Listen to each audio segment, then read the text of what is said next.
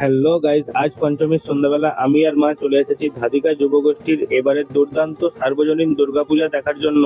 এবারের থিমটা একেবারে চোখ ধাঁধানো। গুজরাটের নীলকণ্ঠ ধাম মন্দিরের আদলে তৈরি এই অসাধারণ প্যান্ডেলের ভেতরে ঢুকতেই একদম অবাক হয়ে গেলাম, কারণ পঞ্চমীর দিনেই যদি এত ভিড় হয়, ভাবুন তো অষ্টমী আর নবমীতে কেমন হবে। তাই আমরা আর দেরি না করে ভিড়ের সাথেই ভেসে চলে এলাম ভেতরে। ও মাই গড, এখানে শুধু মূল মন্দির নয়, চারপাশে ছোট্ট ছোট্ট শিব ঠাকুরের মন্দিরও সাজানো হয়েছে, আর সামনেই মহাদেব নটরাজ রূপে নৃত্য করছেন। একেবারে মন মাতানো দৃশ্য। তারপরে মেন মণ্ডপের ভিতরে ঢুকেই মাথার উপরে ঝাড়বাতির আলোর ঝলকানি, চারপাশে রঙিন লাইটিং দেখে একদম জাস্ট অসাম লাগছিল। আর আমার মতোই সবাই যেভাবে প্যান্ডেলে সেলফি আর ব্লগ করছে, যেন পুরো প্যান্ডেলটাই একটা সেলফি আর ব্লগ জোন হয়ে গেছে। মা দুর্গার সামনে দাঁড়িয়ে আমরা ভক্তি করে প্রণাম করলাম। প্রতিবারের মতো মনে হলো দুর্গা মা যেন সব অশুভ দূর করে মঙ্গল বয়ে আনুন আমাদের জীবনে। এমন অপূর্ব সাজসজ্জা তোমাদের কেমন লাগলো কমেন্টে অবশ্যই জানিও। আর ভিডিওটা ভালো লাগলে অবশ্যই একটা লাইক, শেয়ার আর সাবস্ক্রাইব করতে একেবারে ভুলবে না।